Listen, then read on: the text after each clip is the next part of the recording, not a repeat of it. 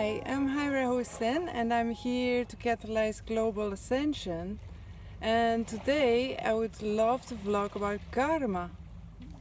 And it really fits in with the vlog I did before, which is about free will.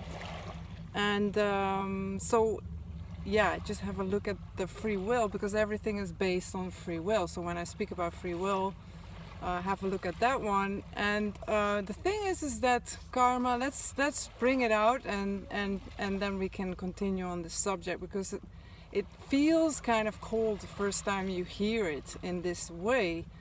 But karma is an ego concept. Karma is part or a key element in the enslavement soul system that we have been part of for such a long time. So we have moved since the beginning of this year 2017 to a new paradigm. And in this new paradigm there's new rules. And one of those new rules, which also existed before but now it's more easily accessible, is the rule of free will, where what we're doing is creating reality every moment in our lives. So obviously there's been Buddhists saying this for years already, where they say that you can step out of the wheel of life and death and karma by going beyond the ego construct, or the ego, the small self. So how do we do this? Like, first of all, you use your free will. So you can now choose to say, all of the karma ever created to the point where I'm now, may it be all dissolved. This is a wish, and you can work your own way through to do this, and you can do it in a flash of a second. And it's very beautiful when you do so. So one of the ways to stop karma is just, for example, you see this vlog, or somebody points it out to you, that you can stop actually the way of karma and all these cycles that go with it. Or you realize it by yourself. You say, wow, this whole endless cycle that I've been going through with so many lifetimes and thousands of years on this planet, we can actually stop it as we wish.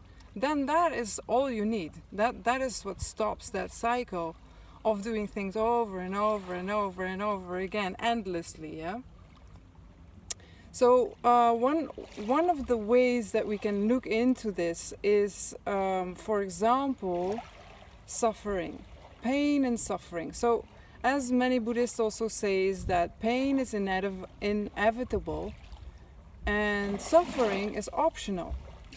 It means that suffering is a holding on to pain, an attachment to pain, beyond or longer, prolonged in time, of the actual event or the situation where the pain was caused. It can be loss, it can be physical pain, it can be emotional pain, whatever pain it is. Obviously it's inevitable, like everybody will have some sort of loss or pain, or physical, emotional, mental. And so again, the suffering is holding on to that pain. It's very weird. Like, we always say that we want to be free and stuff, but strangely enough, we hold on to our pain because we identify to it. When we were small, we were hurt in some way, and we identify to that pain. So that's a whole other vlog that I could do about suffering and pain. But for now, I just wanted to use that as an example, as to say that now in the new paradigm, you can actually stop with this whole cycle of suffering. You can actually choose to not suffer. A lot of people will say, yeah, but the suffering has really brought me somewhere. And they really say, yeah, but it really has taught me a lot of things. No, s'il te plaît. Has taught me a lot of things. Then you can say, yes, it did teach a lot of things. It's part of this evolutionary cycle that we've been part of, but that is now over. So the new paradigm, it's suffering, it's not compatible. It's just not working in the new paradigm. So actually what a lot of people don't understand is that when they suffer, they're actually feeding the darkness in our world. So it's kind of a waste of time and a waste of energy for yourself and for the others. So another cycle that we can speak about is the victim-aggressor cycle, or the savior syndrome. I don't know exactly how to say it, but where we feel that we have to serve others or save others. Let's get to the victim-aggressor cycle. So let's say you, as a child, you have been beaten up, yeah? And really severely. It doesn't mean that you are a victim. You're only a victim if you identify with being a victim, or if you identify with being an aggressor. So if you feel that somehow you have been wronged, somebody has been harming you, and you are blaming others for the way that you feel, then you're actually entering this victim-aggressor cycle. So, for example, you can help people to step out of this cycle. You can help people to step out of karma just by pointing this out to them and just kind of like disagreeing. So if you see a victim or an aggressor and you see it happening in your reality, usually it's because they want to get out. That's why they are showing themselves to you in that sense. So what you can do is to project to them that you absolutely do not agree with them continuing this cycle in your reality, and that they have to move on because it doesn't fit the new paradigm.